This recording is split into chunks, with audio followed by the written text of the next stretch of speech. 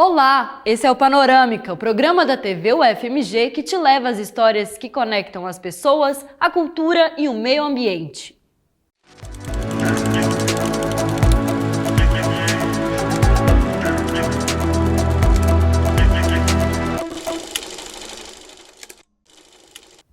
Hoje a nossa jornada é no coração da Mata Atlântica Fluminense, onde o mico-leão dourado encontra o seu habitat natural.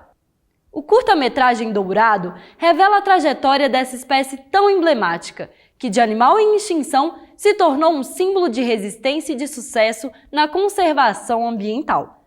A história do mico-leão dourado se entrelaça à história da floresta e nos mostra que é possível aliar um equilíbrio entre preservação e desenvolvimento.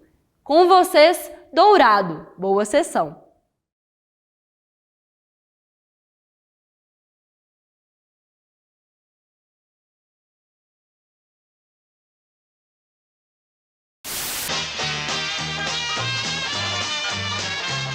No Rio, no Hotel Glória, 150 cães passeiam. Pela primeira vez se realiza no Brasil uma exposição de tal gênero em ambiente assim luxuoso.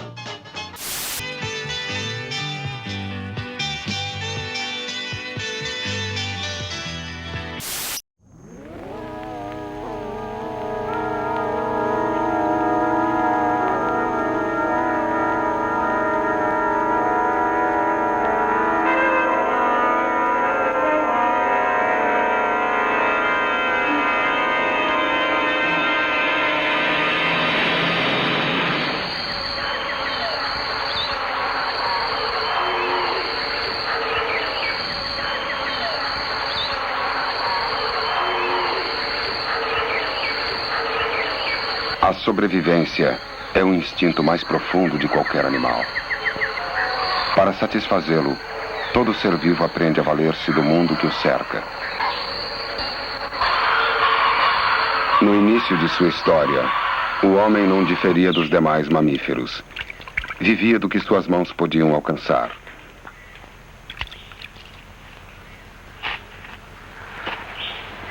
E com elas descobriu o poder de transformar a natureza, de multiplicá-la.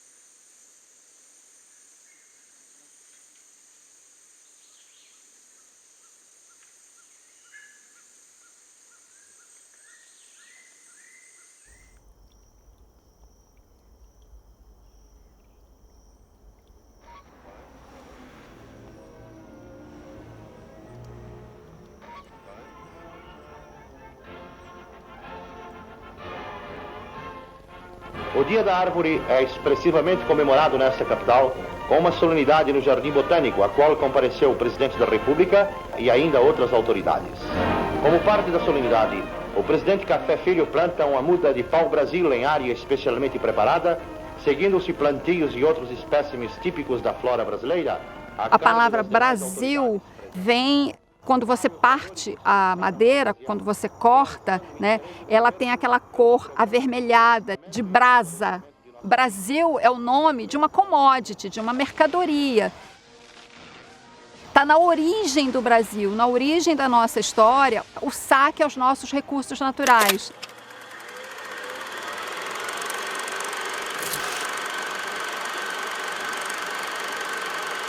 O primeiro registro histórico que se tem conhecimento da presença do mico-leão dourado é de 1519. Leontopithecus rosalia, remete à cor. Sauí-piranga, piranga na linguagem indígena, vermelho. As primeiras referências ao mico-leão dourado, ele é descrito como tendo a pelagem avermelhada, alaranjada, amarelada. Então, a cor do animal sempre foi uma distinção dele. O processo de quase extinção do mico-leão dourado está associado intimamente com o processo de saque ecológico na Mata Atlântica.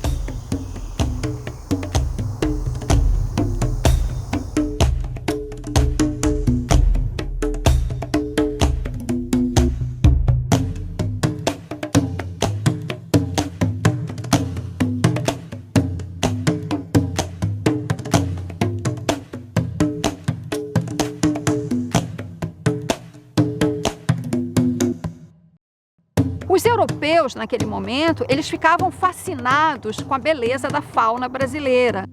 Sobretudo, a nobreza europeia e a burguesia ascendente queriam ter esses animais exóticos porque isso era um símbolo de status também. Inclusive, tem pinturas dos anos 1500, 1600, em que aparece o mico-leão dourado.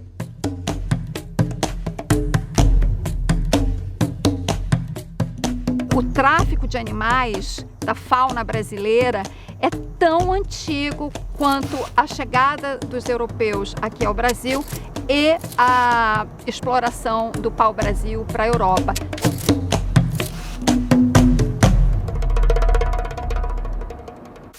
Tráfico de animais silvestres. Você sabia que esta é a terceira maior atividade ilícita do mundo? O crime movimenta bilhões de dólares todo ano e só fica atrás do tráfico de drogas, por exemplo, aí no mercado negro aí, ele pode ser comercializado até por mais de 50 mil reais.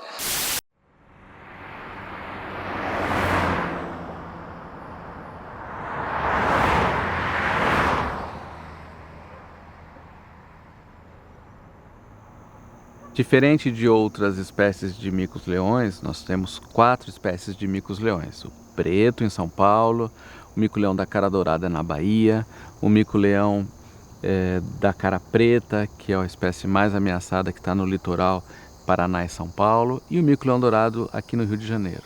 São espécies endêmicas, elas só ocorrem naquelas localidades. O mico-leão dourado ele vive exclusivamente nas matas de baixada, sempre viveu nas matas de baixada do interior do estado do Rio de Janeiro.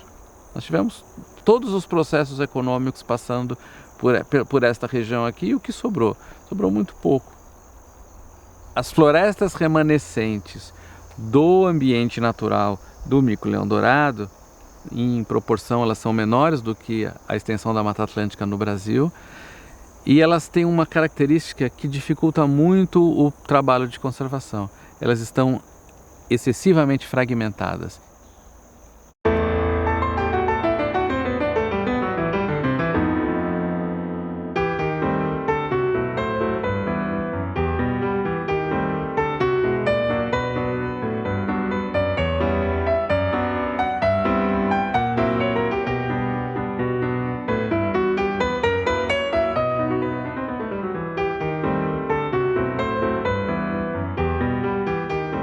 Até o final dos anos 60, mais ou menos, as pessoas pegavam os animais, seja para estimação, seja para vender, para zoológico, para colecionadores particulares.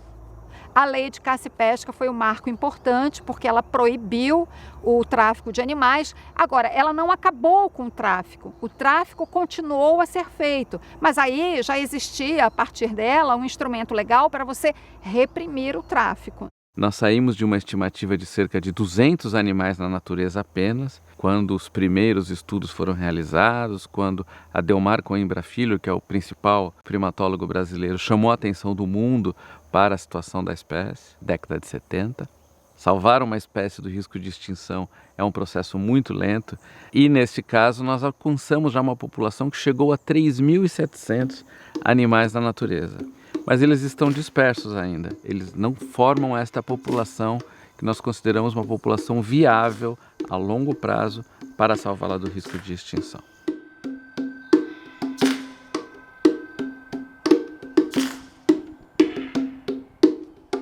Meu nome é Andréia Martins, eu trabalho na associação desde 1983, quando nem era associação ainda. Eu coordeno o programa de metapopulação, A gente trabalha com todas as populações dentro da bacia do Rio São João. Eu comecei como voluntária no programa de educação em 83.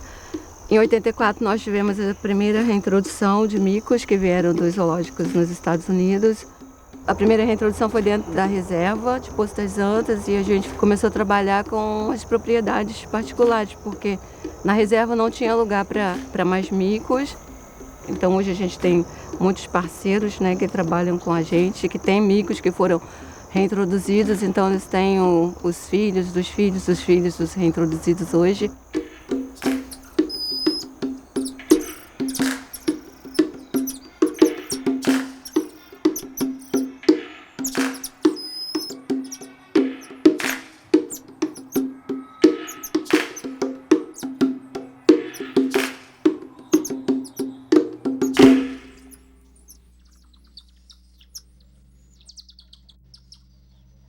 foram 140 e poucos animais que vieram durante todos esses anos, sempre em famílias, sempre em grupos, para serem reintroduzidos na mata.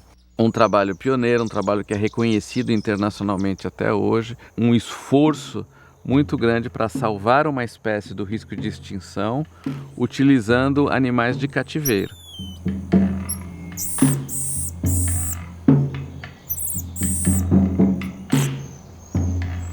Os micos, eles são territoriais. Cada grupo ele precisa de no mínimo uma área de 40 hectares. Então hoje a gente tem muitas áreas pequenas. Então você tem 2, 3 grupos numa área que era para ter um.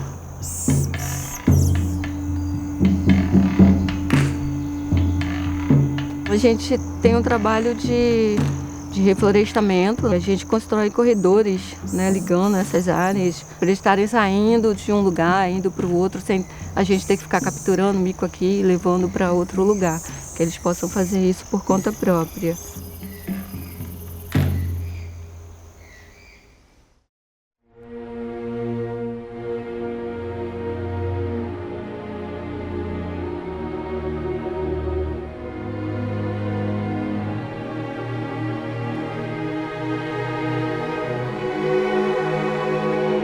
A invasão cafeeira nas terras fluminenses tomou 2 rumos principais no começo do século XIX.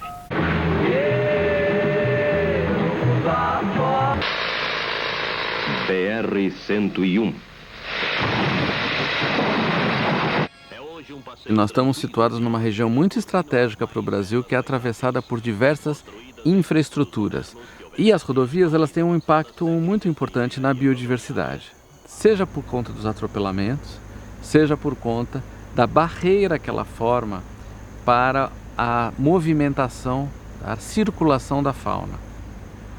Estamos dentro de uma APA, que é uma área de proteção ambiental, que tem uma legislação especial, concorrência de espécie ameaçada. E tem uma área muito especial e muito estratégica, que é a área da Reserva Biológica de Poço das Antas, que é a primeira reserva biológica do Brasil, berço de todo esse estudo, de todo esse trabalho, esse esforço de conservação. E hoje ela tem um papel fundamental no programa de conservação da espécie. A duplicação da rodovia, sem que houvesse ali uma passagem de fauna, resultaria na perda dessa reserva para a estratégia de conservação da espécie, que é feita considerando a paisagem. O Brasil é um dos países mais ricos do planeta em termos de biodiversidade. Esta é a primeira estrutura deste porte que se constrói no Brasil, com o objetivo de ajudar a salvar uma espécie ameaçada do risco de extinção. Alguém vai perguntar, puxa, mas um viaduto custa caro. E quanto custa a gente abrir mão da reserva biológica de Poço das Antas? Qual é o valor daquelas florestas, da biodiversidade que ali habita? Vamos colocar na ponta do lápis esta mentalidade da exploração de uma colônia que nos faz pensar desse jeito. Nós temos que reverter esta discussão. Não é assim a discussão, está errada. Aquele mico-leão dourado, eles pegavam helicóptero, pegavam um mico-leão dourado e levam o bichinho para lá, e levam o bichinho para cá. Se morresse tudo quanto é mico-leão dourado, o que ia mudar para nós? Vamos cuidar das pessoas, gente, por favor.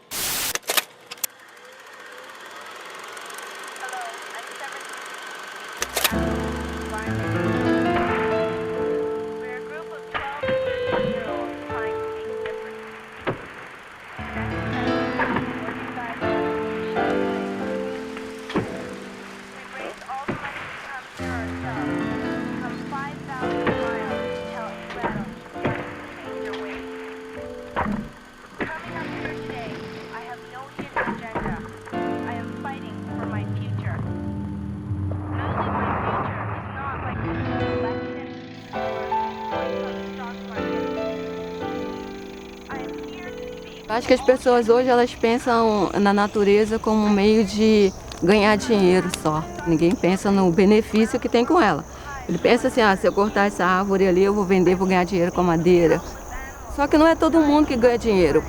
As pessoas têm que pensar um pouquinho no futuro.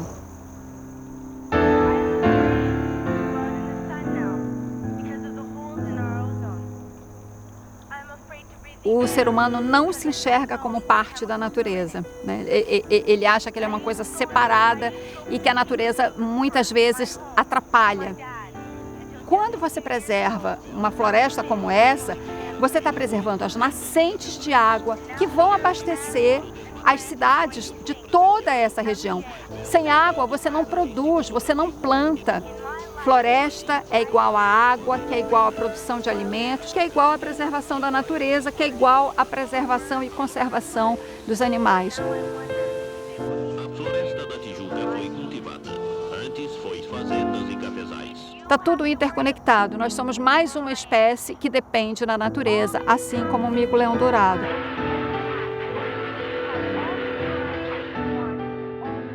O Brasil está se transformando numa escala muito grande, num fornecedor de commodities, num fornecedor de produtos primários. É isso que nós queremos como país, como desenvolvimento, como sociedade. Nós não estamos falando de proteção da natureza como os portugueses encontraram aqui em 1500. Nós estamos falando de proteger remanescentes de um processo que é muito descontrolado, sem planejamento, exploração abusiva dos recursos naturais. Nós estamos falando de proteger o mínimo que sobrou, né? O caso do mico-leão-dourado é muito simbólico em relação a isso. É possível, é necessário produzirmos, gerarmos emprego, gerar renda, gerar bem-estar e conforto para as pessoas. Isso não está em contradição em proteger uma espécie de macaco. Não está em contradição. Jamais. Não pode estar.